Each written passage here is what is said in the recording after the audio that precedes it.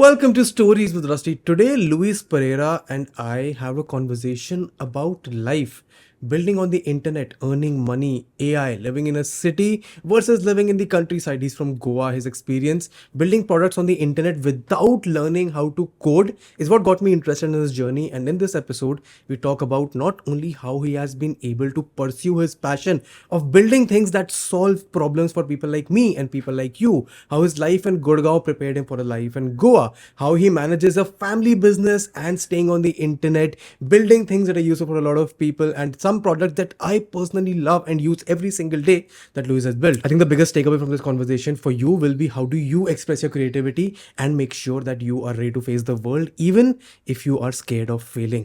बहुत ही interesting conversation, बहुत ही ऐसे insightful and much more intense than I anticipated it to be. Towards the end, we talk about AI as well. Towards the end, we talk about our fears about AI, my perception of living in a big city versus living in a place like Goa. ये conversation मैंने अपने जैसे कुछ लोगों के लिए किया है जिनको interest है इन सारी चीज़ों में, and I'm sure अगर तुम उससे हल्का सा भी resonate करते हो तो तुम्हें बहुत मजा आने वाला है. There are timestamps in the description if you want to skip ahead or come back to your previous favorite topic. And if at any point you enjoy this conversation, make sure you please press the like button ताकि ये podcast और ज़्यादा से ज़्यादा लोगों तक पहुँच पाए. अगर तुम Spotify पे सुन रहे हो और तुमने पुराने एपिसोड सुने हैं या फिर पहली बार ही चाहे आ रहे हो, जाओ और प्लीज़ इसको रिव्यू करो और मुझे बताओ कि तुम्हें पॉडकास्ट कैसा लगता है ताकि हम और इंटरेस्टिंग गेस्ट को इस पे ला पाए, तुम्हें और अच्छे कॉन्वर्सेशन दे पाए. And with that let's get right into our conversation with Luis Pereira from Twitter about building great products and not being afraid to fail in life. Let's begin. Anji, so you were in Gurgaon doing a consulting startup. No, you had a consulting. No, consulting was a separate. That was a job. And then you started a consulting. Quit that during. You know how it was in Gurgaon when you were in college, basically like 2015 types. There was a whole startup India buzz, right? Everyone was starting up. It was all the hype, especially in a city like Gurgaon, with a lot of like young people just around. So kind of bit that bug. At the time I was living with a bunch of friends, one of whom was my co-founder as well. And we entered like the market that we were probably least suited for. It was a real estate market. You had a real estate ka startup. Correct. So basically at that point, we tried to build what Oyo was building for hotels. Okay. We thought we would try and build that for long-term rentals. Long-term rentals meaning like 11-month rentals for people like us. You know, like because our experience of shifting houses over a couple of years was pretty terrible. So for context, like similar to what Nestaway is doing today, you would have heard of them. We both started around the same time. But yeah, man, that was like, if you've heard the term product founder fit, like that was the worst product founder fit. Product founder fit. I mean, I made that up at some point, but I assume like other people use it too. Yeah. But it was horrible because we were both guys from Goa, living in Gurgaon, dealing with like entirely different cultures. different worlds, man. Nice. Dealing with like, you know, like a very informal market. So like very price sensitive customers, very, you know, cutthroat sort of competition among like brokers and landlords and just generally very unorganized market. So terrible founder market fit. Ran that for about 2 years. We were profitable, but when it came times like raising funds, we were struggling with that. And then we were like, okay, if we raise funds, investors expect us to do this for the next 10 years. And we were like, can we live here and do this for 10 years? And the answer was very clear, like, that's not going to happen. And then you left. So then we sold our assets to another competitor. I don't know if they're still around, but I mean, they were doing well at that point. We sold all of it to them and then we just left. And then you came back to Goa and you've been there. I moved back home. Yeah, I moved back home in like 2018, somewhere in the middle of 2018. And I've been here since. But so far so good. So I also was in the startup wala buzz. Like when I got done with my college, I got into a fintech startup. Like again, had no context of jobs or the startup world, but I think for me at least the startup life was quite fun. For on the side, I did freelance for a few other startups in a variety of spaces. But the reason that I wanted to speak to you today, Louis ही है ना, Louis तो नहीं है ना? Louis is correct. Oh, ठीक है, perfect. Is because Read Something Great is one of my favorite websites ever. I've made a reel about it. I've told so many people about it. That website is single-handedly responsible for getting me back into reading essays judiciously as a habit. That's really good to hear, man. Yeah, for a while, मतलब अब तो थोड़ा मैं Kindle पे पढ़ता हूँ ज़्यादा. But my morning routine was get up. My bedroom is the room next room is where I am right now. So I get up, walk out of my room, get my coffee, sit right here, read something on your website and just spend half an hour, 45 minutes reading and sipping my coffee. So thank you, सबसे पहले, for building that. And now the reason I wanted to speak to you was because I am very curious here, Louis. How is it that you continuously keep on coming up with ideas which are very, they sound like ideas that work for a lot of people, but people don't usually spend a lot of time thinking about this. For example, the nicheless thing that you built, very interesting. ऐसे थोड़ा लिखने का मन कर गया उसको देख के. You recently did something called Audio Pen AI. It is also a very interesting product. I was just speaking with my flatmate about it. So my question to you is, how do you keep coming up with these ideas? ये how does it happen that you continuously come up with such good ideas? I mean, I don't continuously come up with good ideas. Like, I think more than 50% of whatever I build ends up failing.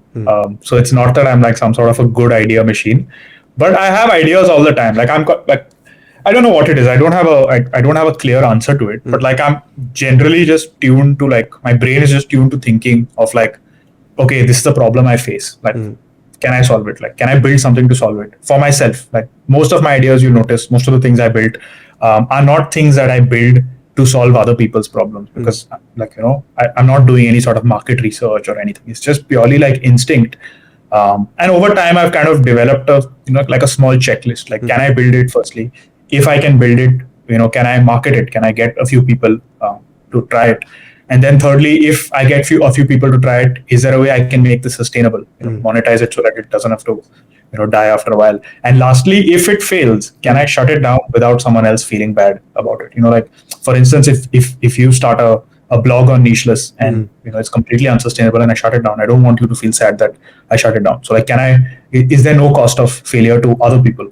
So if an idea usually passes these like 3 or 4 points, I just build it, because like right now, although I can't code, I build with a tool called Bubble.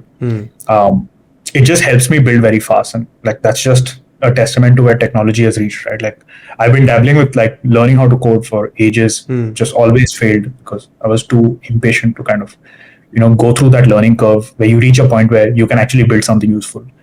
But now with like these tools that are available, you can build pretty much anything you can think of in a day or two. And the more interesting thing for me is that you also get people to pay for these. Like, somehow you come. Not always. I've had a bunch of things that have like just flopped. Example. But because Talk to me about the things that flopped. So, for instance, one of the first things I built was a tool called Creator Link. It was like a link in bio tool for creators. The space was super saturated, but I figured that hey, for like writers and stuff, there isn't a very simple, nice looking tool. I built it. I thought it was superior to most of the others, because it kind of sat in between a personal website and a link in bio. It wasn't just links, and it wasn't a fully blown website. It was somewhere right in the middle. But for whatever reason, the market didn't agree. So just got a few customers, and then eventually just decided this is give them their money back and go. Oh, so give them the money back as well. That is interesting. Like, whoever's subscription was still on, like, it was a subscription based thing. So if they had a valid subscription, I would refund a prorated amount.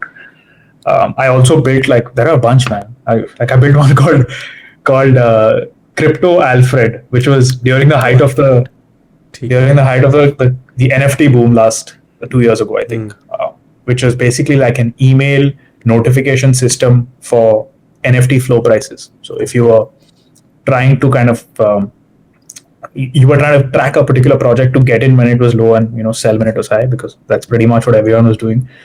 Instead of constantly refreshing your phone, you could just set thresholds and it would just email you when it hit those thresholds. But I mean, I had to shut that down, didn't get enough paying customers, and besides, the API I was using was not very like stable. So I was literally playing with people's money if things went wrong. So yeah. And besides that, there are like a bunch more. These are two that come to mind. तो मेरा सवाल mainly यही है that people generally, so your area of expertise for marketing is Twitter, right? You generally talk about your stuff that you do, connect with people on Twitter as well. So there is on Twitter, at least in my experience, a lot of talk around people who do talk about building stuff, trying out, testing, but there are hardly, मतलब ऐसे handful of people that I have seen that actually go on to practice that advice. ठीक है, कि build करके देखते हैं, फिर देखते हैं क्या होता है नहीं होता. So something that I find interesting about your work is you do this called half day build kind of thing, right? Talk to me about that. What is that? कैसे आइडिया आता है, क्या होता है, what is the deadline testament of it, वगैरह वगैरह. See, so half day build was also like a very accidental discovery. ठीक है. I basically just woke up one day and I was, for some reason, I think I had read a couple of, I had a couple of thoughts in my head. One about like something to do with memes, because someone had tweeted about memes, and then someone was tweeting about starting like a crockery company or something of that sort. And for whatever reason, when I woke up in the morning the next day, these two ideas kind of merged. But it was like, man, someone should just. Yeah, like somebody should just sell cups with memes on them. You know, like you should be able to order cups which have like memes on them, which you can customize, whether it's your friend's face on it or whatever it may be. So I was like, yeah, someone should build this. Then I'm like, see, this should be possible to build in one day, because I don't want to waste more than one day of my life doing this thing. If it doesn't work, what's the point? Waste of my life. So I woke up in the morning, I called one friend. I was like, dude, would you pay for something like this if I built it in a day? He was like, yeah, why not? I'll buy one or two. So then I was like, chalo, I was going to work that day. So I just tweeted on Twitter saying like, hey, I'm going to build this in a day. Follow this thread to see if I succeed or not. If I succeed in a day's time and make money, I'll keep it alive. Otherwise, whatever, screw it. Have fun watching me fail. So I built that, and it wasn't very difficult, because there are a bunch of tools that I was able to connect. A website with a print shop, and a shipping company, etc. I built it, and like people were like, "Oh man, this is amazing!" And I didn't expect that sort of reactions. I was like, "Oh, great! Like, people like this." And then I started getting inbound from people, like messages from folks saying, "Hey, can we do this with you next time? Like, let us know when you're doing this. We'll also do it." So then I was like, "Yeah, maybe we should just do an event." Like, there seems to be a lot of people that are scared to start building because they're doing it alone and they don't want to fail alone in public. You might have the guts to do it, but someone else who's new to the whole space, like new to Twitter, doesn't know who's around, doesn't have any followers, like they don't want to go and build in public. Like if you have 3 followers, like they're not going to buy anything. So then I put another tweet out saying, okay, anyone wants to do this next time, like I'll organize a event in 12 hours. Whoever's interested, we'll build. Event is nothing. It's literally like a temporary Discord channel I set up. Invite a bunch of folks to it. Whoever's interested comes. We typically get between 50 to 200 people, given how much publicity it gets. People just turn up. Over a period of 5 days before the event, I open the Discord. I post like resources that people can use to build stuff. So checklists and just tools that they can use, ideas that they can try and build, etc. And then just sort of try to like foster encouragement between people. So like person A can support person B. Even if they don't know each other, they're just building in public. How does that happen? Because for a bunch of strangers, from my limited understanding of this, there are 200 people, 50 people, let's say, sitting in a Discord server. Each of them is trying to build something that they think is interesting. How does this encouragement happen between the other people? Is it kind of a competitive feeling? कि यार ये भी कुछ बना रहा है, ये भी कुछ करना चाहिए? How does it work? No, it's not competitive at all, because it's people from all over the world building all sorts of random things. Okay. Like the market of what they're building is extremely random, so it's very rare to have 2 products that are doing the same thing. Okay. So just generally, I feel like people are inherently good, and it's like going on a dangerous hike with a bunch of people, right? Like there is a certain amount of risk involved, but you're in it together, so you automatically feel like a sense of camaraderie with the other person. Okay. So it's something like that. It's not a dangerous hike, but you're taking a risk in public where you could fall flat on your face. So people just generally feel more like, okay, let me help this other guy. Okay. Whether it's by retweeting what he's tweeting about, when he's building in public, or even by becoming his customer. Even if I don't need his product, just give him that encouragement. Okay, I'll give him $10. He's made his first dollar on the internet. Like he'll feel good about it. So we see a lot of that happening, and now I do it every couple of months. Because there seems to be this pent up sort of demand of people that wants to be able to enter the arena, but don't want to do it alone. So it works. It's just a fun exercise. And we shut down the Discord 2 days after the event. So it's like a sprint. It's not like a continuous community being managed. It's just you turn up, you do your thing, and then we shut it down, and then we open it again. Have you ever kept in touch with the people who have been part of this event? How has it helped them? Or from my perspective, अगर मैं किसी ऐसे event का part होता, let's say it's a writing thing, right? If a bunch of people come out there and sit and write something, I would be, my confidence level would go very high, regardless of whether I succeed in building a thing I want to or not. How does it work for the people that you have interacted with? So, I've not met any of them in person, although I think I might have, but like on Twitter, I'm in touch with a bunch, like more than a bunch. Like we follow each other. Just generally, you know how Twitter relationships are. There's a lot of those. Like Yeah. there are people that have even built products during half day build that are still running, like one and a half year later, Nice. making them some money. Even Audio Pen, for instance, what I built this time was built during half day build. I know a bunch of others that have earned their first dollar on the internet because of half day build, and it's just generally a nice time. In fact, I did meet someone who's now actually a decent friend when I went to Bombay Nice. recently. He was a guy that participated and built like some sort of a robot that he sold. Like he took pre-orders and sold like some sort of a hardware device. But yeah, it's pretty cool. It's a nice way to kind of build relationships on the internet that aren't just for me, transactional. it is a different side of Twitter, yeah. Because from my and a lot of people's perspective, Twitter is just a place where people go to rant and fight and get angry and outrage about a new thing. How do you think you have managed to cultivate a community of people who are interested in creating something or just following their So ideas? so like Twitter works with like circles, which is something I figured out earlier, and now they've kind of cemented that idea in this latest algorithm revealing of theirs, where they kind of put you in a circle and you see content mainly from those people. And when you interact with them, and you're basically exposed to a certain type of idea based on which circle they put you in. So I mean, I wasn't very active on Twitter until maybe 2020. Prior to that, my Twitter feed was exactly like you described it. Bunch of people shouting, politics all over the Anger, place. politics. Yeah, exactly. And then somewhere in 2020, I just unfollowed every politician, or at least every irrelevant politician. Like I still do follow one or two of like my local politicians, so like my chief minister, my prime minister, those people I follow. But like I'm not going to follow the random, the random politician that the average person would get triggered by. So you And curated your social media feed essentially.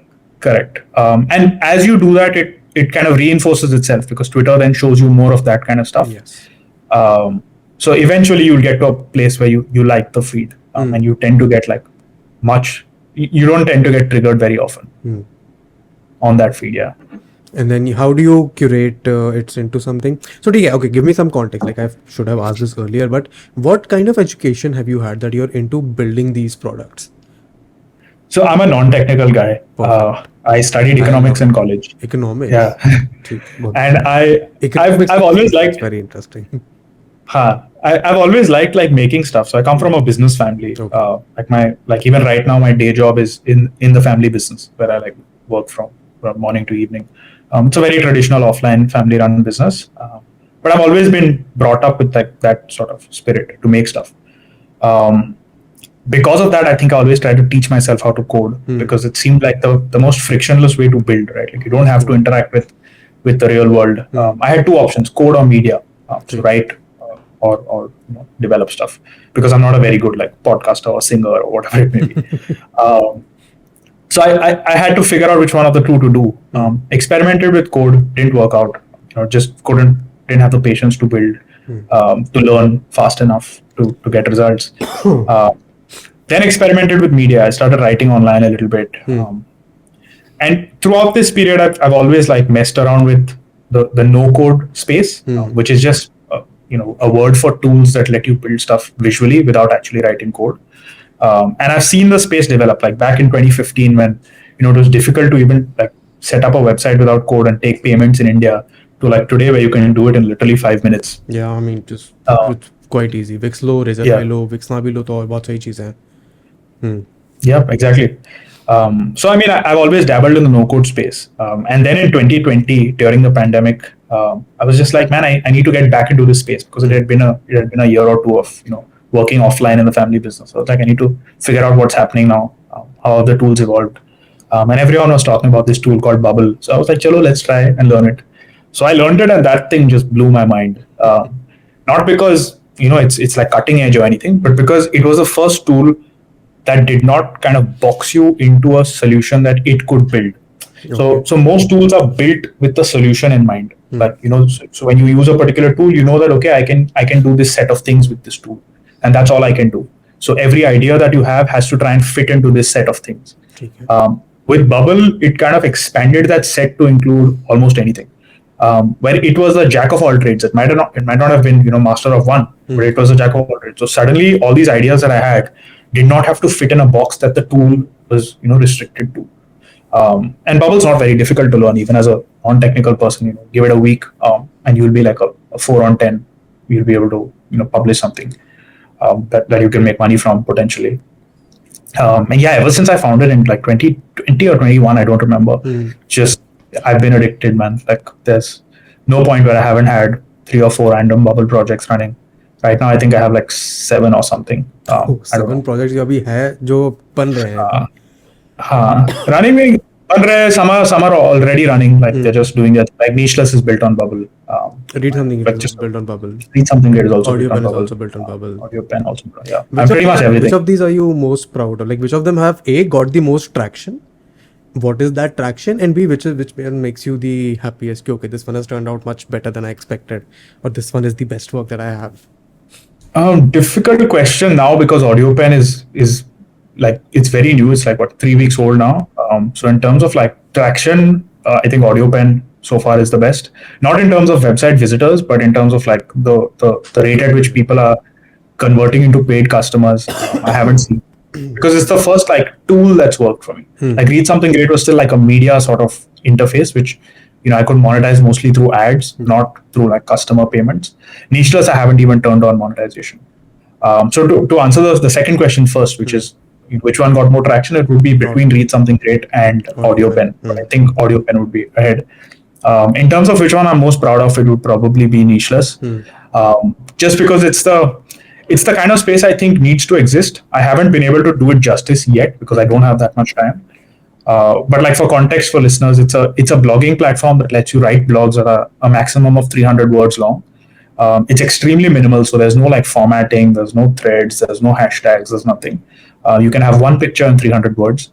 And all of the social reactions to what you write, so your likes and your replies are all private to you by default, and that can't be changed.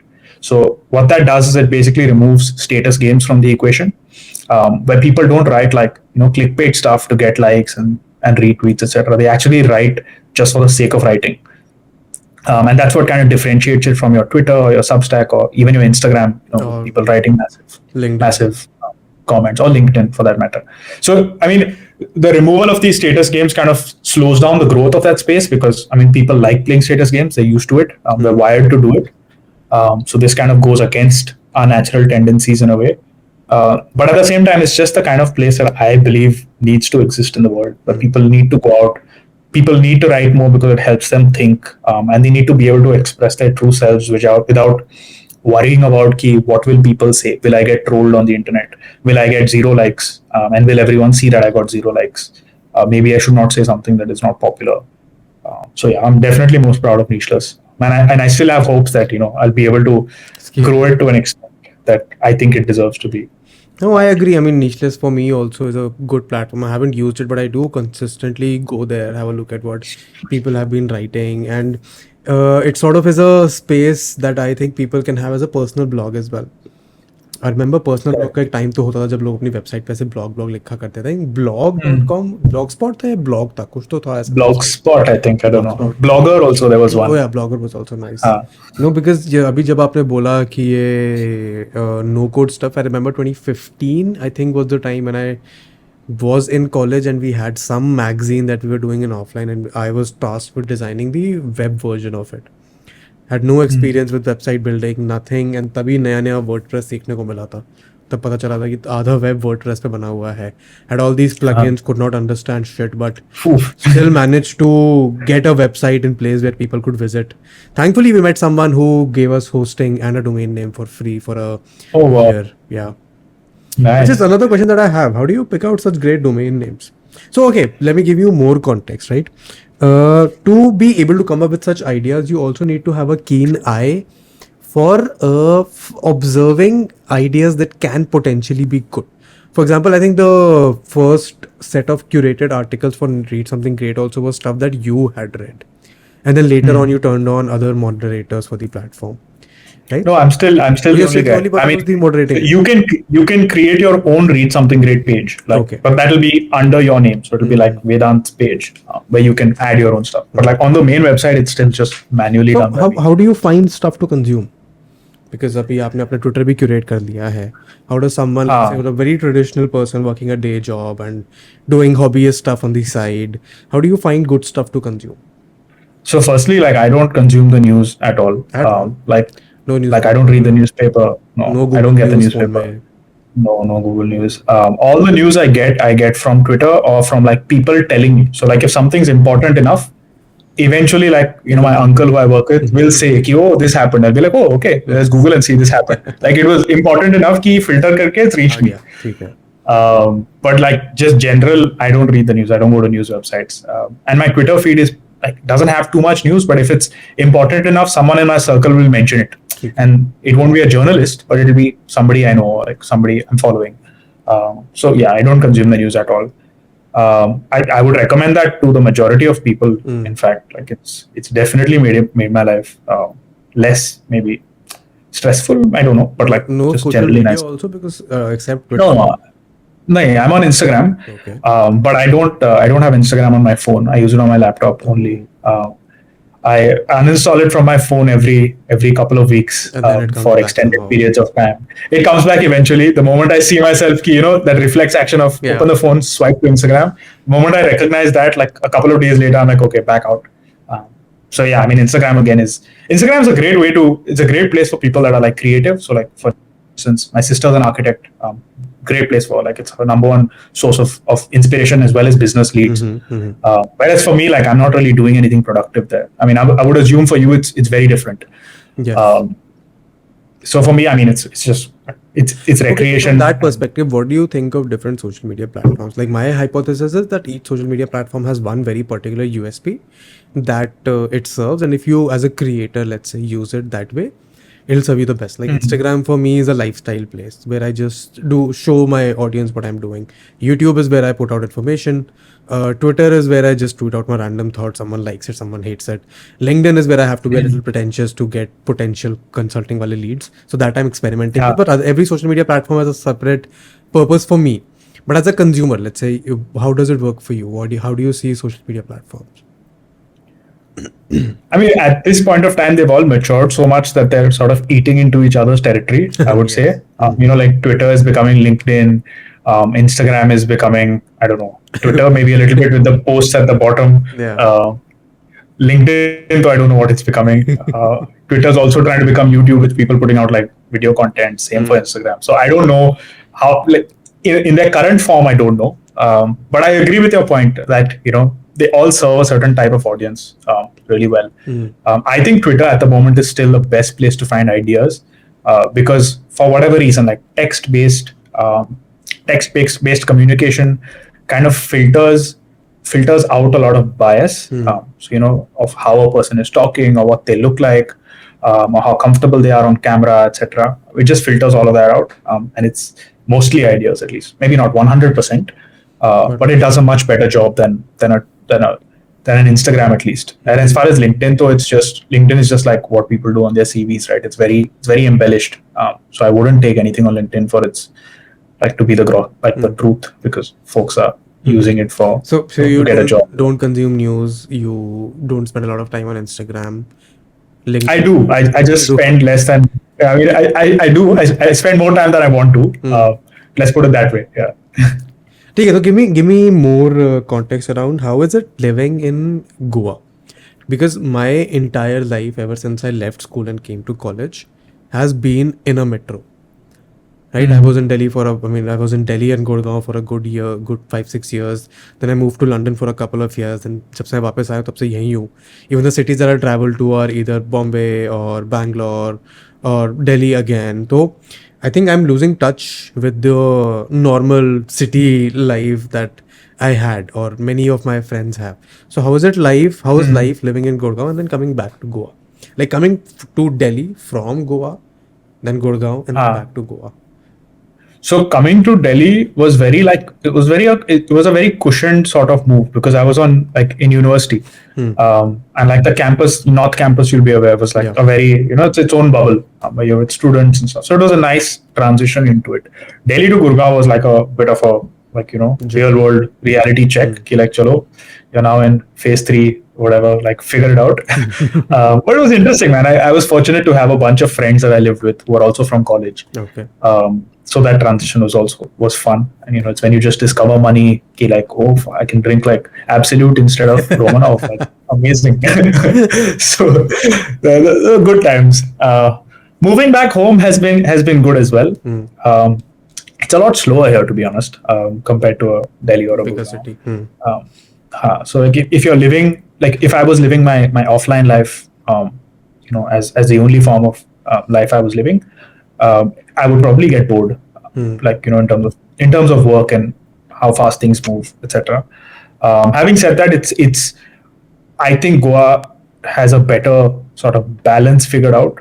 Like for instance, even in our culture, it's normal to go home for lunch and take a nap after you eat. Like it's normal. That's how everyone in my previous generation and the generation before them, and all the way back I have with done the it. next one also, yeah, because I can't I visualize do the it. life where I'm taking out day. So I work from home, ठीक है?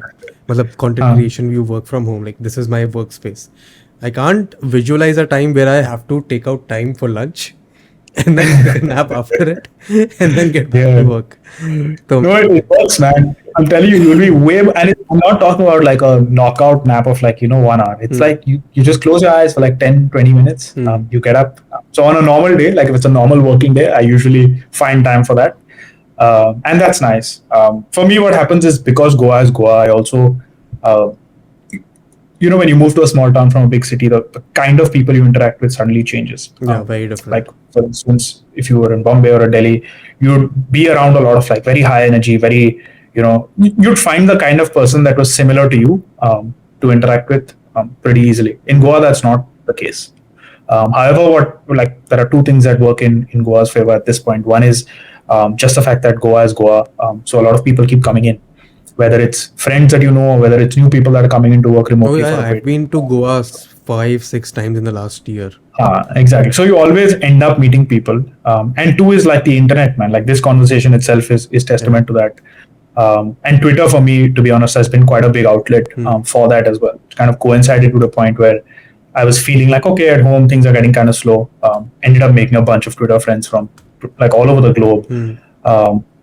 Almost every week I have a conversation, or maybe every other week, a conversation with someone, like you, interesting, smart, young, driven, just doing something different in a different part of the world. But it's nice. Like I'm not complaining. I feel like at the moment I have the balance sort of. So I right? think the big differentiator for you or from the people that are living in big cities is people tend to be chronically online. Like they do not have, I mean, they do have an offline life, but it has blended so much into their online life कि उसके बीच का difference निकालना थोड़ा मुश्किल हो जाता है. Like You're talking about people in the cities, right? yes, people in the cities, people who have थोड़ा faster paced life, who tend to not have ऐसे conscious offline times that they spend. For example, it gets very difficult for me to separate my online and my offline life. So I have to actively stop, consciously force myself कि हाँ अभी रुक जाओ, थोड़ा offline भी जीना है. Like one way I do it, I have to go work out every day for an hour and a half, 2 hours. And वहाँ पे ऐसे phone पे Instagram नहीं होता है. Yeah. आप सिर्फ या तो गाने सुनो, जिम के गाने सुनो. जिम में दोस्त बना रखे हैं मैंने इसीलिए कि चलो जिम वाले लोगों से बात हो जाएगी उस टाइम. तो आप ऑफलाइन थोड़ा डिटैच हो जाओगे फ़ोन से. How important is it for you to, like, not even how important.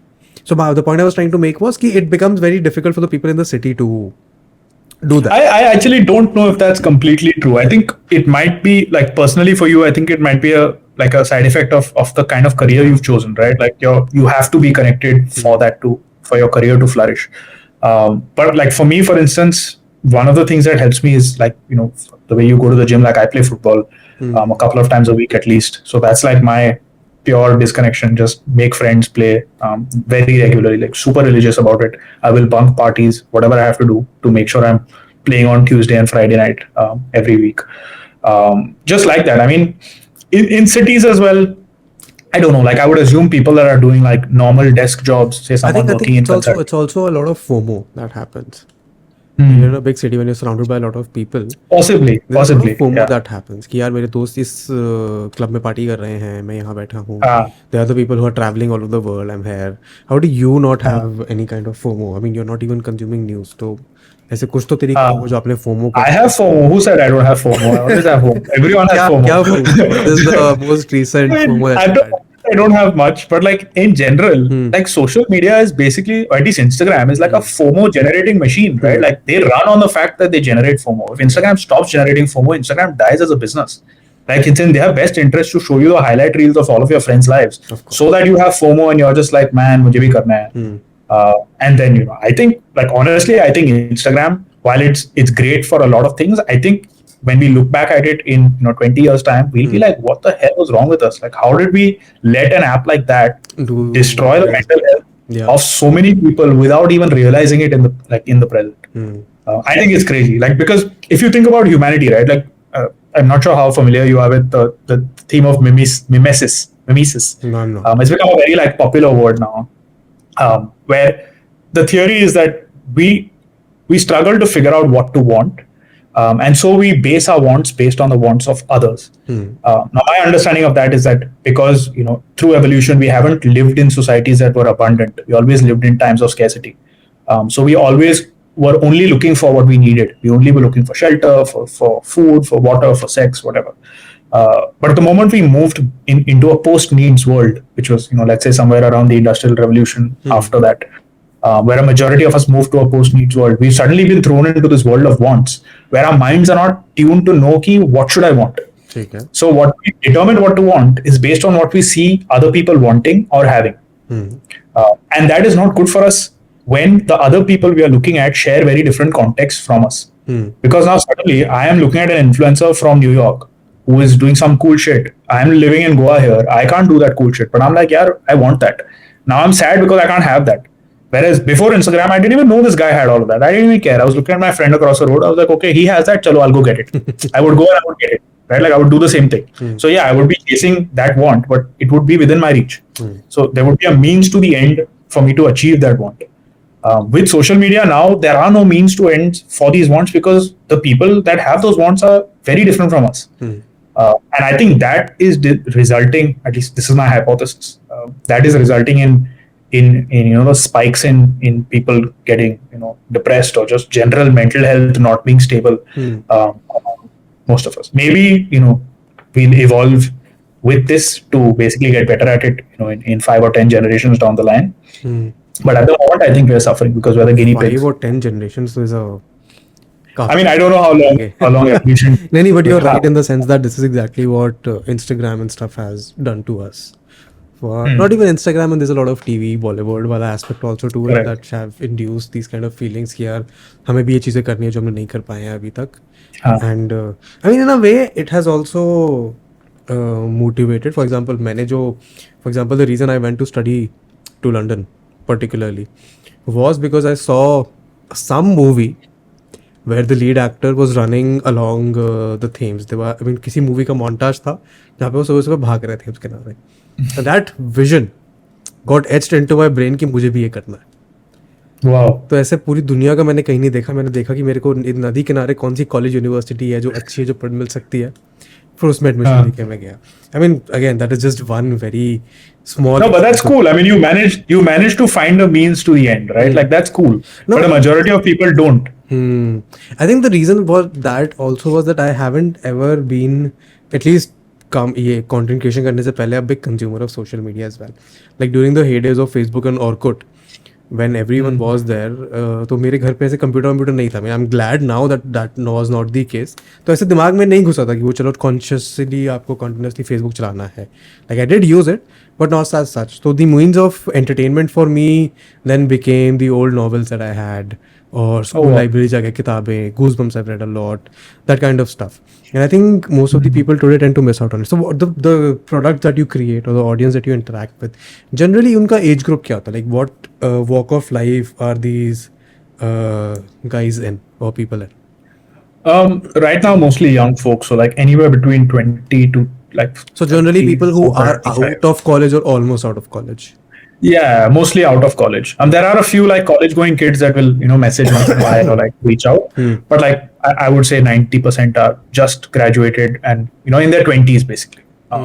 Maybe not 90, but So 70 to generally, what 80% questions are do these in guys the have? right now it's just like, hey, How how do do I I make build, money? how do I get it? Yeah, I mean that's a like, at least among, like the Indians that reach out, like that's a very, like, we're very driven to make money, right? Like we're a young country that's developing very quickly, and everyone's trying to figure out, okay, key, how do I do this? Like, how do I make some cash on the internet? Which I think is a great goal. Nothing wrong with it. I think I think it is one of the that's one of great my goals. enablers here of this time. Exactly. Like one of the reasons I build stuff on the internet is I'm like, see, I'm living in India. I'm in a lower cost country. The internet is just like a single country for everyone.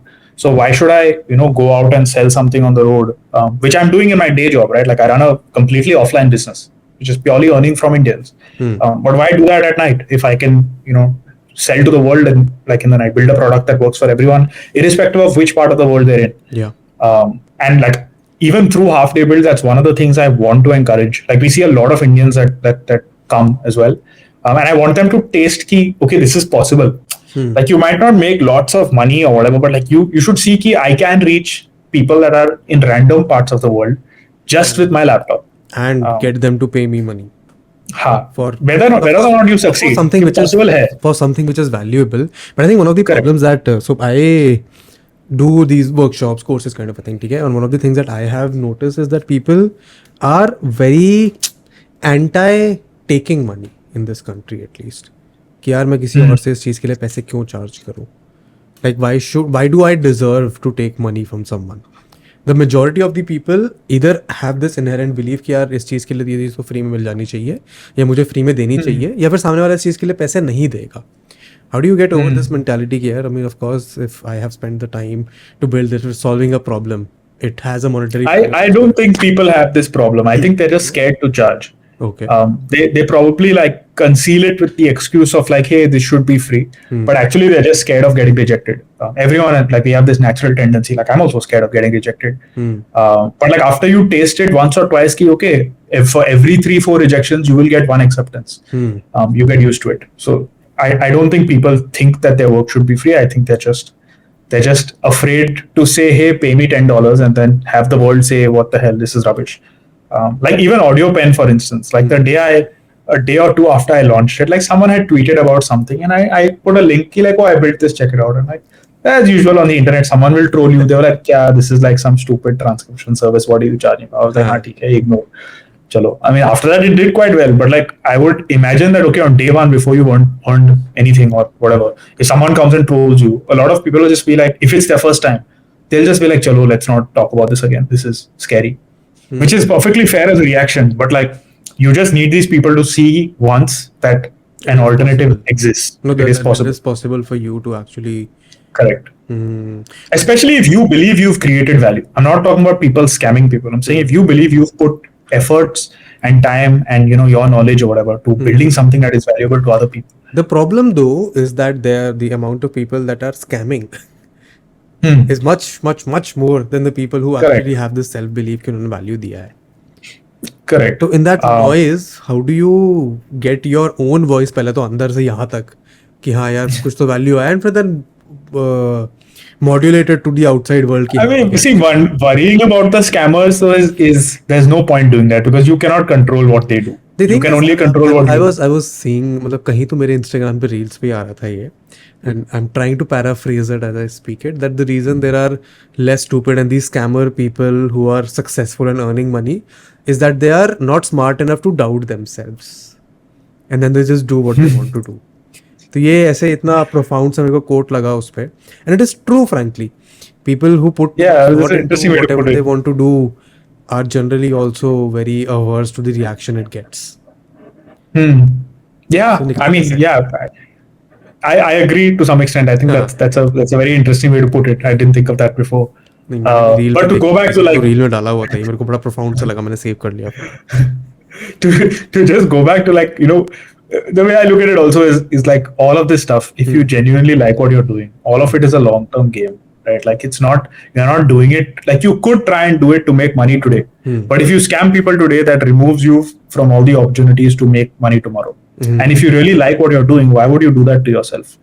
Obviously, if you don't like what you're doing and you're just a scammer, then that's Then go different. for it. Yeah, then I can't relate to that. But if I'm referring to somebody who likes what they're doing, who likes creating a certain type of value, whatever that may be, then you want to be doing this for the foreseeable future. Yeah. So I mean, why would you feel any other way? Just do it and like let the scammers do their thing. Eventually, they don't have a tomorrow, because once they get caught, their tomorrow's They're gone away. Yeah. So the other problem that people face, which I want your opinion on, is the most common complaint that I get. ठीक है, when students or college people come to me and say, वेदांत भाई हम क्या करें, कैसे करें, क्यों करें, कब करें, is that we don't have time. ठीक है, how do you get time in life to do all of these side projects that you have? कैसे इंसान So one of the things I make sure I do when I'm building is I make sure the maintenance cost of building a side project is not very high. Okay. So I think whenever you start a new project, whatever that may be, whether if it's a new job or starting a blog or whatever, if you're stressed for time, just try and figure out what the maintenance cost of that thing is. Is it an asset that can live by itself, or does it become like a job almost? It requires you to give it attention every day, and both are fine. But like, know what you're getting into.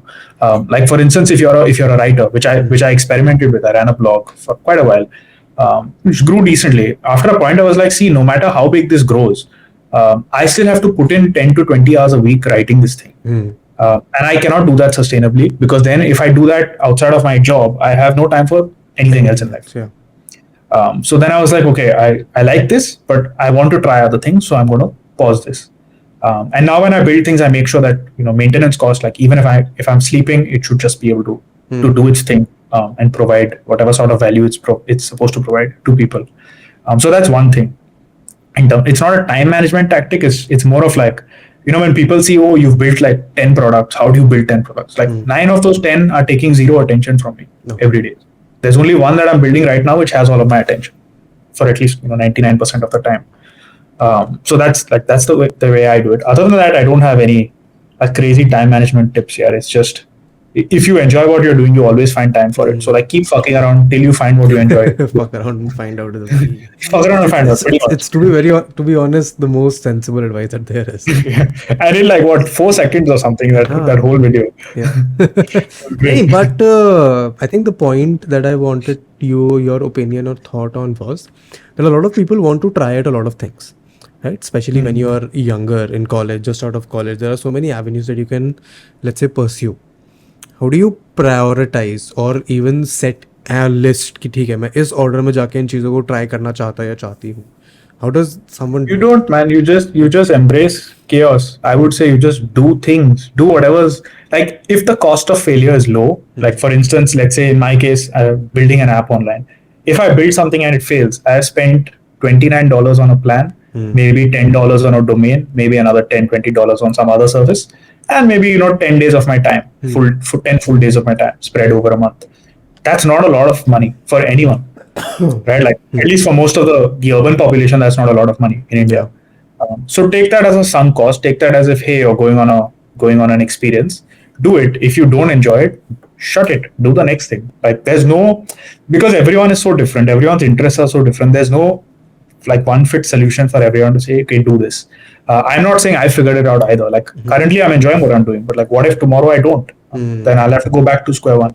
And it's not like I reached this point with like, day one, I figured it out. Like I did consulting. I was like, okay, not my thing. I started a startup. I was like, okay, this is not the market I want to be in. Moved back home, worked to the family business. I was like, okay, this is nice, but it's a bit slow. I want to try some other stuff. Tried writing, was good, but didn't have the time for it. Tried learning how to code, failed. Built like, I don't know how many random websites that don't exist, maybe 10, 20, I don't know. One after the other, just failed because didn't enjoy it, or maybe it was high maintenance. And I learned along the way that, okay, this one takes too much time. This one doesn't. I'm good at this. I'm not good at this. Just keep messing around. Like eventually you'll figure it out. I think most people then fall prey to the sunk cost fallacy of it. Yeah. Ki they Correct. don't. I mean, they have the. It's real that you have invested so much time in it. You might as well Mm. see if it is sustainable, profitable. Yes, I mean, वाकई जा सकता नहीं आ सकता. it's interesting to try and flip that, no? Like sunk cost, okay, you're trying to when you're falling prey to the sunk cost fallacy, you're basically giving into your past self. You're trying to Yeah. please yourself from yesterday. But if you just think of yourself as, okay, I'm here today and I have X number of years left to live.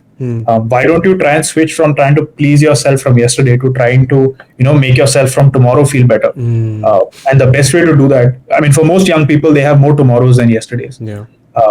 So the best way to do that is to just again run the experiment again, especially if the cost of failure is low.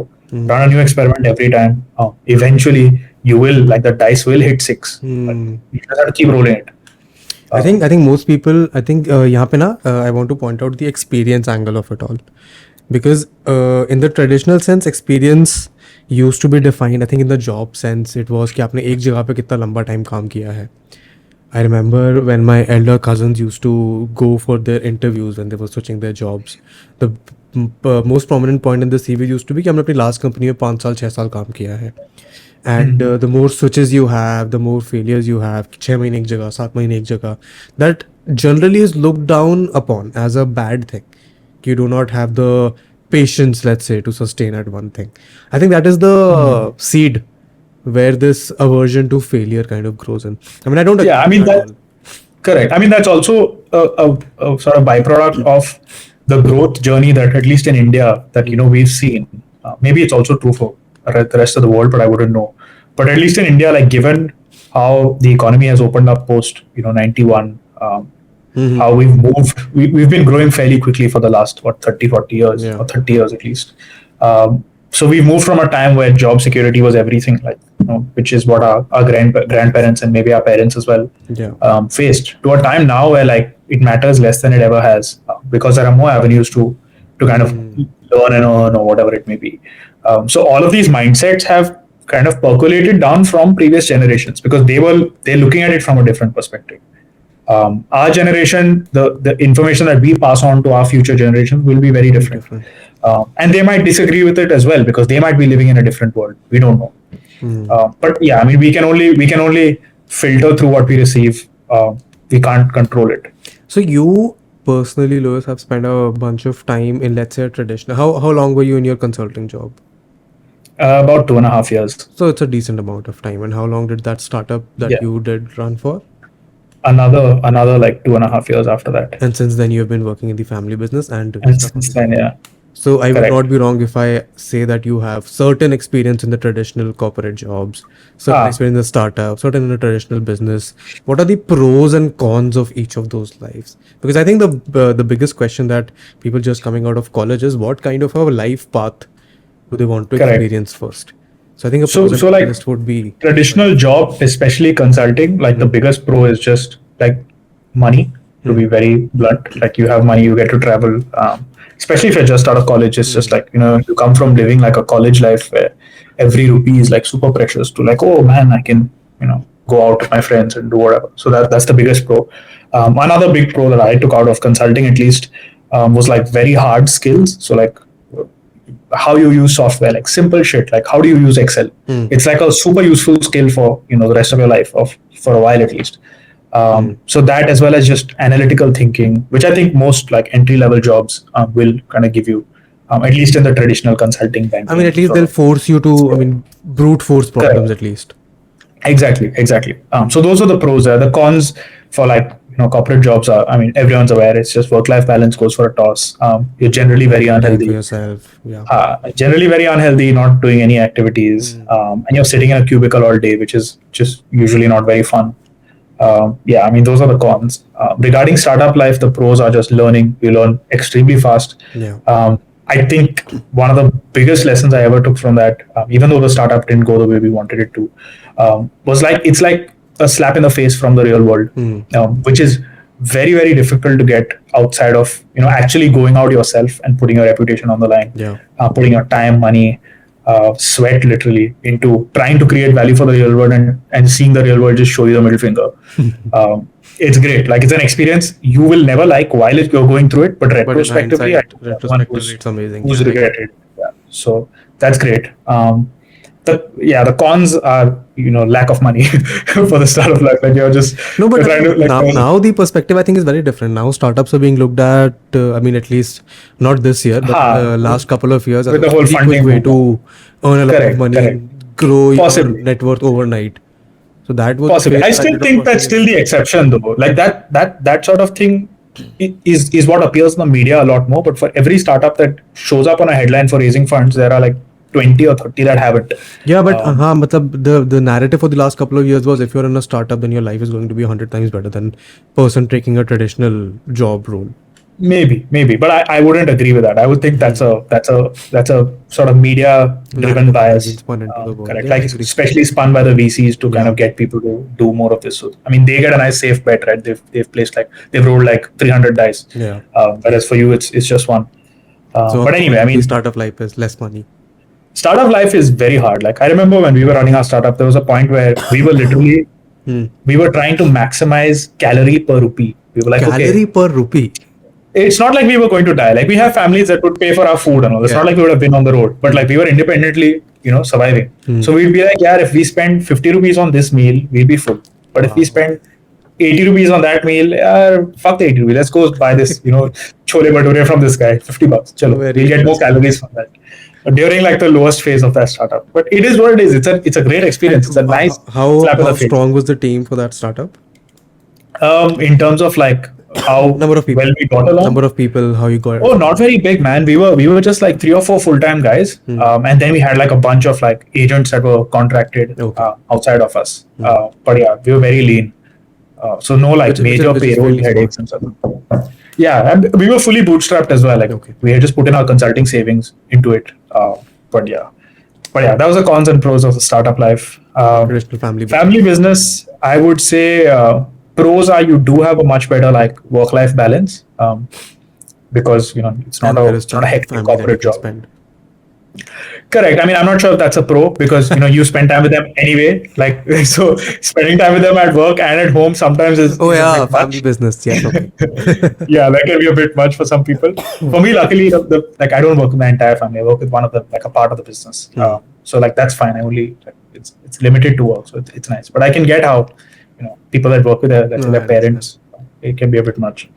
Another pro is like you have a certain sense of control, especially if the business is established, where the growth that you're looking at is less like it's less Less explosive or exponential. less Yeah, like less explosive. you're not looking for a I think VC there is sort also of high risk must high also reward. be a sense of ownership that is more intense, let's say, versus even a Correct. startup or a Yeah. job. Correct. I mean, you're looking like in a startup, you're looking to hit a 6. Here, you're looking to like build a nice partnership. Like take singles, take doubles whenever you have to. You're not just looking to swing and try and hit it out of the park. So that's those are the pros, and it's nicer sometimes to just play a nice test match, and do that. Cons of it, not too many to be honest, except for maybe depending on the type of business. Like mine's very traditional offline. So I personally get a little annoyed sometimes with the amount of friction in the real world when it comes to dealing with people and that kind of thing. But it's not a big Especially con. compared to the fluency that is online. Correct. Yeah. And yeah, I mean, for the last category, which is building online, I don't think there are many cons, to be honest. Pros are cost of experimentation today is the lowest it's ever been, and it's only going lower. It's a lot of fun. I mean, I'm also tuned to do it. Like, I like it. So take that for what it's worth. Cons wise, I really don't think there are any, man. Like, yeah, you could get cancelled if you get famous and you say something stupid. That's probably a con.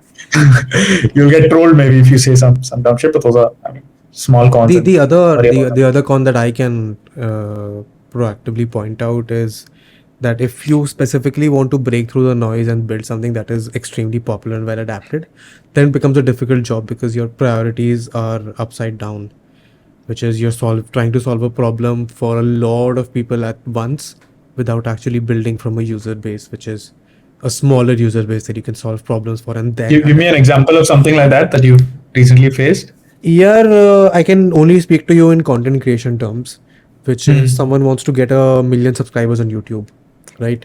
They start off by creating the most generic, most massy, most palatable piece of content, only then to later realize that, okay, they do not have an authority in that field. There are already countless people who are trying to do the same thing. So they have nothing Yeah. which will make them stand out. Versus someone who has, again, starts off by talking about stuff that they're genuinely interested in. Like human beings are inherently attracted to stories that are very human, who have a bit of a soul in them, who people can inherently pick up on that, okay, this person is genuinely interested and passionate about the things that they're talking about.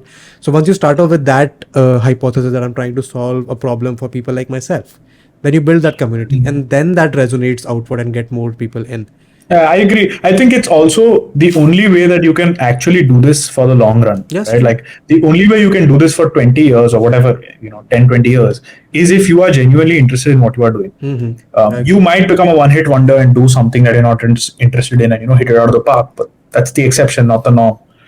Whereas if you actually, if you're actually interested in what you're doing and you like you like what you're doing, you want to play the long game, it's quite evident to people, like the people that you're, trying to maybe I think the sell your reason stuff most to. people do not think of it that way, or rather fail in doing that, could possibly be because of the charm or the glamour that surrounds the kind of stuff that social media and internet Correct. can bring you.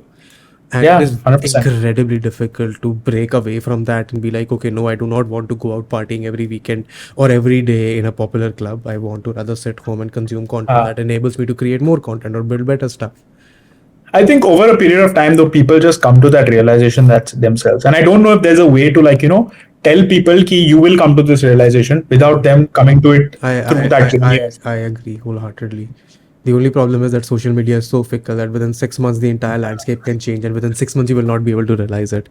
It takes you a good Yeah. few years to Maybe. realize that later on in life. Once you get Huh. to a certain age, once you realize that okay, my metabolism maybe is not that strong that I can drink every weekend and still wake up without a hangover next morning. Yeah. So I think At 27, man, that's where it goes downhill.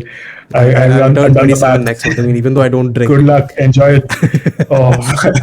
No, but I have friends who are already going through that phase. So, I mean, one of the perks of being in the line of work that I am in, that I have people, friends and colleagues and peers in a wide age group. I have creator Hmm. friends who are 19 and 20 who are just very enthusiastic about life. They have all of the energy. And then I know people who are, let's say, 35, 40, 45, who have just very entirely different perspectives about the world. So it gives me a lot of data sets to play around with. And then Yeah. I mean, and you can pick and choose, like, exactly enables me to since pick you're and talking choose what about I it. will like and what I don't like. So yeah, that happens. But I think one Interesting. of the perks for you, or one thing that I can potentially see myself doing in a good few years, is going back to a smaller city and leaving the bigger city life. But I also am concerned that I will miss the hustle and bustle of a big city. So how do you think that might play out for the people who are very accustomed to living in a big city, considering that you have spent a good amount of Um, your time in there? I mean, I personally, I like the cities. Like, I like Bombay a lot. Hmm. Whenever I go there, like Hmm. like, very often when I think about it, if some supernatural being came and told me, okay, you can turn back time and be born as a citizen of any city, Hmm. what would you pick? I would probably pick New York. Like, I Oh. love it. I've been there a bunch of times, and every time I go there, whether it's for work or like just to roam around, I'm just like, what a city! This is Why is insane. that? Please paint a picture I for have me. no idea, man. Like, I spent a couple of months there when I was working in consulting, Hmm. fell in love with it then. And then I've gone back a bunch of times, and there's just something about that city. Like, there's just something about it. I don't know what it is. It's the energy. It's just, I don't know. Maybe I'm fascinated by the tall buildings because I come from Goa. I don't know. But like, the You don't food know is all the good. The tall people, buildings when like, you were there. but I mean, there was dust at that Oh point in like yeah. 2013. I mean, Like, now it's good. there's still dust there. Yeah, I remember I was in Cyber City, Cyber Hmm. Hub, living in Belvedere there, which was just across Cyber Hub, Yeah, which at a time when those roads were not yet ready. So it was basically dirt in the house every day from like yeah. work and stuff. And now when I went back recently, I was like, wow, this is like Singapore, man. Like, it's It is. It is. It it's is. amazing. Cyber Hub, Cyber City Uh, is. but yeah, I mean, so I don't have an answer to your question of Hmm. where you would want to see yourself. But given the internet and given the ability for you to travel, I think you could definitely make the transition without too much of a of missing it. However, for you, maybe personally, because you're like a content creator, maybe you require yourself to be around other content creators I for think, your oh job to yes, be. I think so. I mean, I do have some experience, fairly recent one amongst that. When I came back from London in the middle of the pandemic, I did spend a good bunch of time in my hometown, which is about 70 kilometers from Delhi. It's a satellite Delhi city called Meerut, and there's a lot of cantonment, so Mhm. it's relatively quieter where I live. So These you're an army kid, yeah? No, I'm not an army kid, but our house is Okay. in the cantonment area. So, I mean, I Got it, have a got it. bunch of friends who are in the army because of my Uh, school, but the other half of the city is very chaotic. There are riots over got there it. every now and then. So, it's a good dichotomy to grow up and gives you a lot of Yeah. viewpoints and perspectives. So, I was there for a good 4 months, and then I realized, okay, I need to be in a big city. I need to have access to, let's say, the option to get. I mean, I think if you're going to try and optimize for, it's not small city versus big city. It's more like, can I find the right balance of solitude Hmm, and serendipity, right? I think you're Like right. solitude is much more easy to get when you're in a smaller place, whether it's a Yes. town or a city or a village, whatever it may be. But serendipity is not very easy there because you're not bumping into random people Hmm. that you might make a connection I'm with. also quite scared of the serendipity. For example, I was in Mumbai for a good week or so, I think last December, and it was too much for me. I think there are too many Hmm. people, it's too fast. I mean, I have spent a bunch of time in London, which is comparatively a fast enough city, but there I was there as a college student. So my priorities were Hmm. different. The kind of people I was Different. meeting was very different.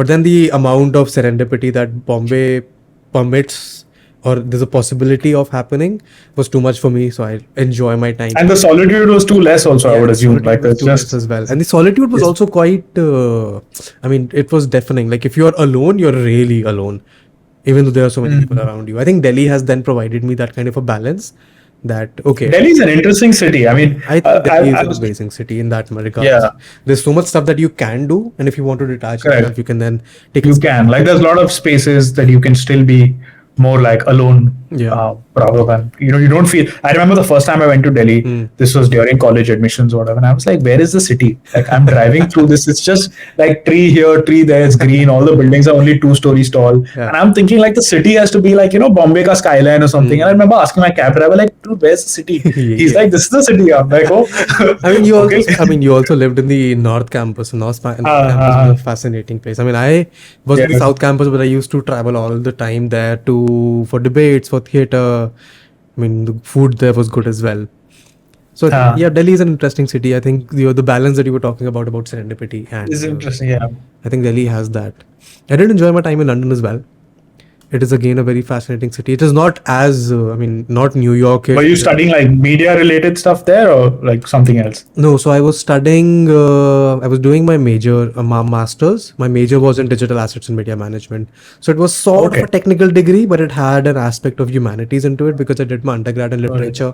Then I went on to work in Oh, fintech and design and some oh sort wow. of content and media space. So Yeah, I think the mix of like different fields is always very under Mm, appreciated in India. Like yeah, in India, if you jump from like place like it is space looked to down space, upon. everyone's like, "Tu kya kar raha hai? Like, what are you doing?" But in But hindsight, like, I it's think that is a actually pattern that keeps amazing. coming up. I Yeah, mean, I have seen this pattern come up way too often. If this is someone who has just done one thing all of their life throughout school and mm, college and then the first few years of the job, it is almost a given that they would not be as adaptive to a lot of other stuff.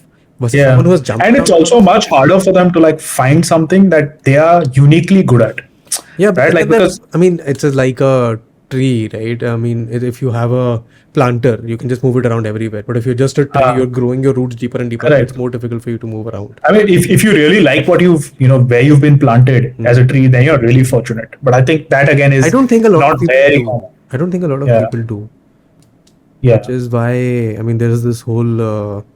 I recently was speaking to someone back home who is like 10, 15 years elder than I am, and they watch a lot of YouTubers that I tend to. I've done podcasts with in the past, and for the whole hour and a half, my conversation with them was around how do I now get out of the job that I am doing and venture into this world of content creation. And it was a very Hmm. interesting conversation. I mean, the answer that I gave them was pretty straightforward. You first have to figure out how to create content, which will take you a good while because it is something that is going to be so new for you. But it is interesting Hmm. when you look at this world from an outsider perspective. You realize that, Yeah, okay, this is still very new and interesting to a lot of people, and they do not know how to maneuver it, and do not have the क्या कहते हैं ऐसे इच्छा अंदर से to be able to explore it. Like this is how I look at the world of coding and this whole AI thing that is just exponentially trying to boggle my mind. तो मैंने that's भी crazy, man. Like AI at the what like if you don't mind like So diverging a little bit. No, I What's don't your mind. take on Yeah. AI? So I And have you, whatever. I don't know if you've seen it, but there's a video that was floating around Twitter and YouTube a while back. Kuch mid journey, this Harry Potter Balenciaga thing. Have you seen it? No, I No, haven't. if not, so there is a video, which is a 1 minute video, which is made using a bunch of AI tools, and it's just Harry Potter characters with a really funky background music talking about why Balenciaga is the greatest cult in the world. It's a 1 minute video. It's very fascinating, Wow. very interesting. It was done entirely through AI. So Yeah. from my vantage point, AI is kind of a very interesting space because it then enables someone like me to either be very scared of what AI can do or be very excited ki, okay, maybe I can use it for my benefit. So I am still trying to make up my mind around which aspect do I want to lean more Yeah, similar, towards. man. I'm leaning towards it being like bad, like for a couple of reasons. Hmm. One is sort of similar to the first point we spoke about, which is we are wired to play status games. Yeah. The way we find status games is by the normal stuff. Like right now, it's jobs or whatever careers we're doing. What AI is doing is it's basically becoming better than us at all of these status games. Yeah. Like it's a better designer than the average designer. It's a better singer than the average singer. It's a better writer than the average writer. It is a better singer than the more prominent singers. अभी कल परसों ही तो यार वो Correct. Yeah. Drake and Yeah. I saw that. Weekend song That released. collab. I think it has around Yeah. a quarter of a million stream on Spotify. Correct. Madness. Nowadays. So basically, what AI is going to do is yes, the top of your field, the people who are the 0.01% might still be able to play that status game and keep themselves busy. But the rest of us are going to be so confused because now suddenly the games we are used to playing are irrelevant. Like we have lost by default without even starting. So I don't know what we're going to be doing with our time. Like I think Sam Altman and OpenAI just assume that we'll create more wealth in the world, and that will result in people enjoying more leisure. But I at don't what know. point in society have we created more wealth and enjoyed more leisure? We've just gone and worked more. I Right? think Like it's every going to time. create the divide, which is going to. I mean, the divide is going to get larger and larger. There are going to be Correct. people who can use AI and write good prompts, and people who just can't. And that's going to be like a growing section of people that can't compared to the guys that can. Yeah, of course. I mean, that is so usually how technology and these industrial. it's just kind of I think works. it's very scary. Like that's like just one massive reason why I think. And the second reason I think is that the tail risk of AI, like not to sound like whatever like a doomer, but like of AI literally like at some point becoming smarter than us and Like a Skynet basically scenario. screwing humanity is not zero. I'm not saying it's 50%, but even if there's a It's not 5% zero chance possibility. of this thing destroying humanity, like let's say tomorrow an AI becomes smart enough to hack into an electrical grid somewhere and shut it down, Yeah. that entire damn town will have no water, no electricity, lifts will not work, nothing will work. हाँ Right? मतलब Like I had not. I mean, I'm fairly young, but I had not thought terminator 2 या फिर terminator देखने के बाद कि ऐसा एक एआई का पॉसिबिलिटी मेरे लाइफ टाइम में होगा. exactly. And it's growing exponentially. So, like, even if you think of GPT-4 today, if someone had to tell you that it would be possible to do that today last year, you would have said, rubbish, not possible.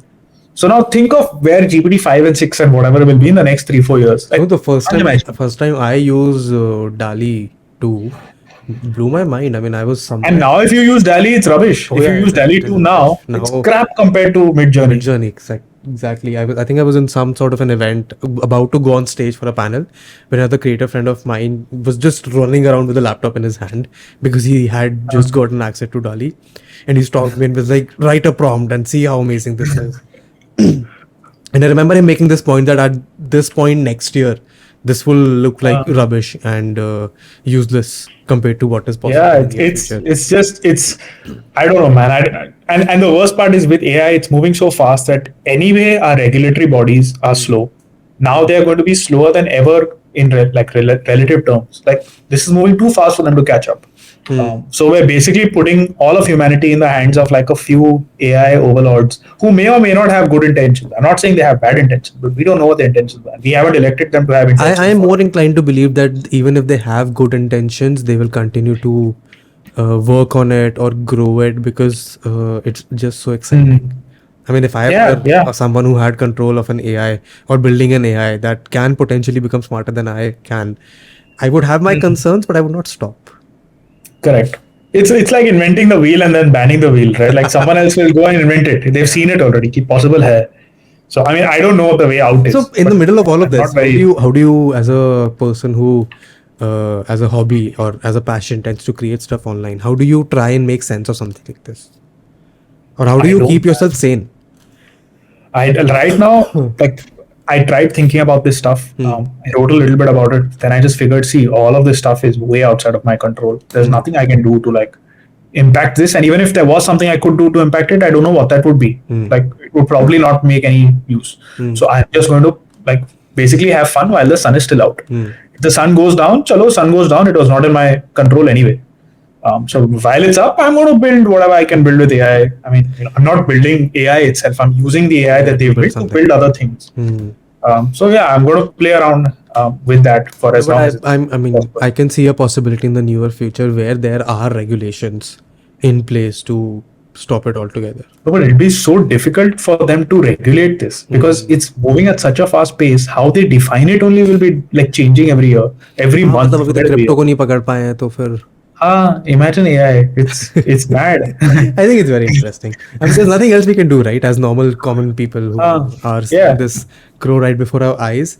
It is one way to one way to deal with it is be like, yeah, हमारे control में नहीं है, बस देखो और मजे करो और क्या कर सकते हो आप? मजे like nothing else you can do, man. There's no point stressing about it if you can't do anything about. If you're a regulator, okay, stress about it. Yeah. But like if you're not a regulator and you're just you're not a technical AI builder or whatever, or a policy maker, whatever it may be, like just do whatever you live your normal life. If you want to play with AI, play with AI. You don't want to play with AI. It's also a good philosophy for life in general. Don't stress about things that are not in your control.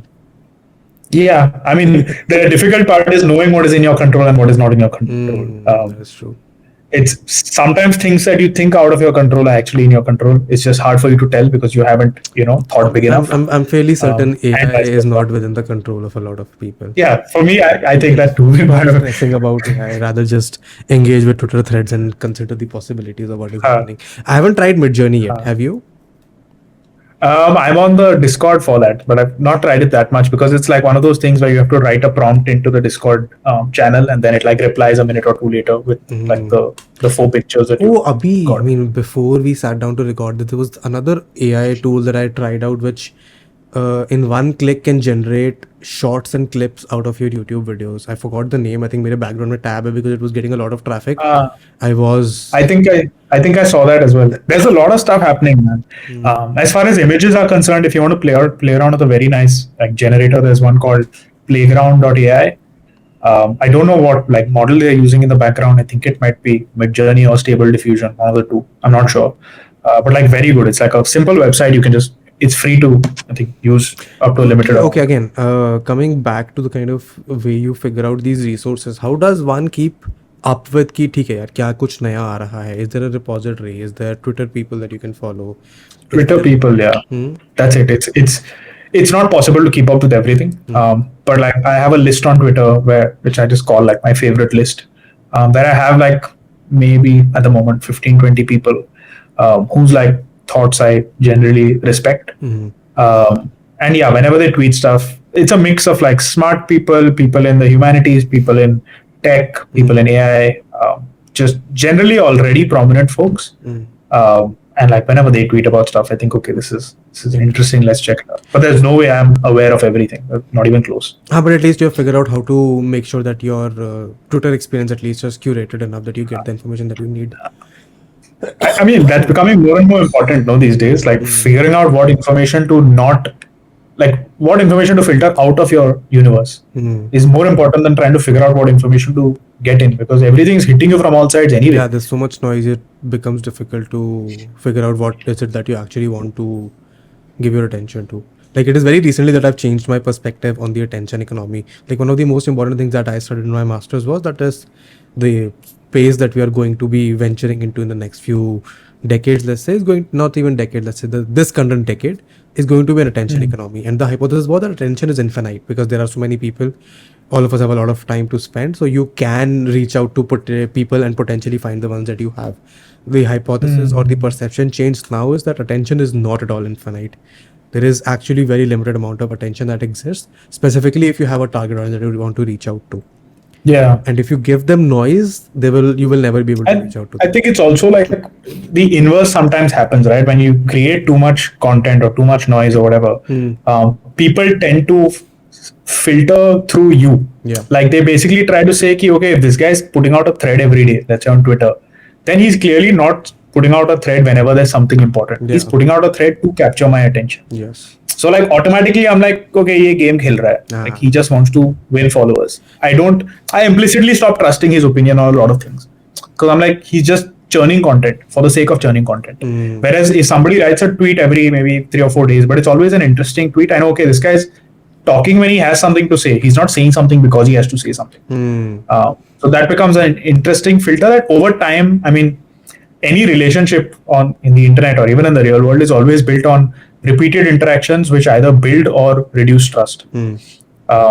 So I mean, for in the previous example, I think every interaction reduces my trust in that person because I can make out that they're doing it because they want to say something, not because they have something to say. Whereas every interaction in the second case increases my trust because I'm thinking that, okay, he's saying it because he has something to say, not because he wants to say something.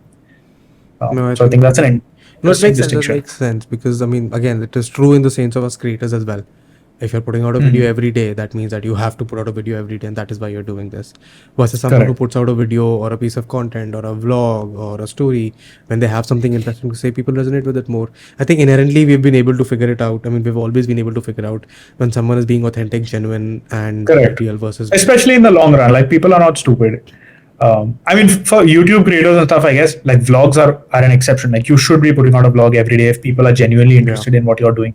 Then it becomes like your duty to tell them, not like you're doing it for attention. You're literally doing it because someone wants you to, like a Casey Neistat or whatever. But even in that case, you reach a plateau point where there Possibly. comes a point where people do not want to listen from you because your life is not as interesting anymore to them, or they might do something more interesting. And then the reverse happens where you have to try and make your life interesting, which is another headache for you. Yeah, which is why I despise vlogs in general because it's just such a vicious circle, which is very difficult to. Yeah, like in Goa, we have these the content creators in Goa have just gone crazy. I mean, not the Goan content creators, like the content people who come creators to Goa from for all over the content. place who come to Goa to create content have just reached a point of like people want Yeah, to which just is why get whenever I come to Goa, I love or would rather stay in the south side because there is less noise over there, more quiet. it's much The north much more side, chill. उधर north में तो कुछ तो restaurant वगैरह हैं जो दिल्ली वगैरह में भी हैं, and the prices in Goa are higher than they are in Delhi.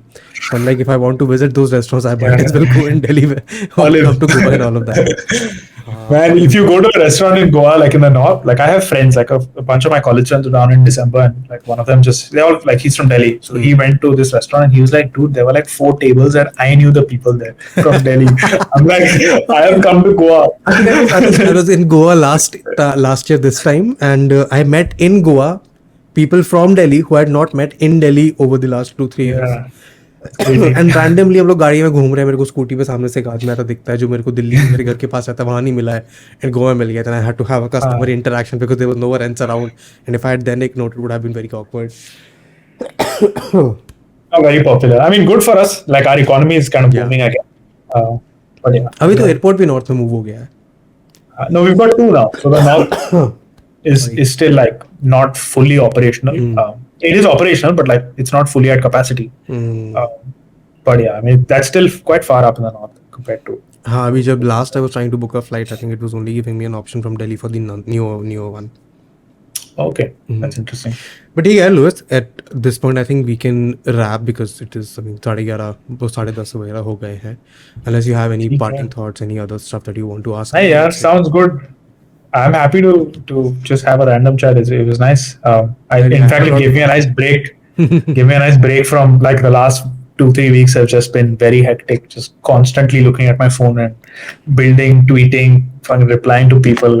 So this was just a general. I wanted to speak to you for a while. Nice And आज discussion. सुबह मैंने आपका कुछ देखा, आपने ऑडियो में कुछ tweet करा हुआ था, मैंने कहा might as well send a message. Thank you for taking out the time. मेरे को तो बड़ा मजा आया. It is good to Cool. see Yeah, likewise. It was nice talking to you.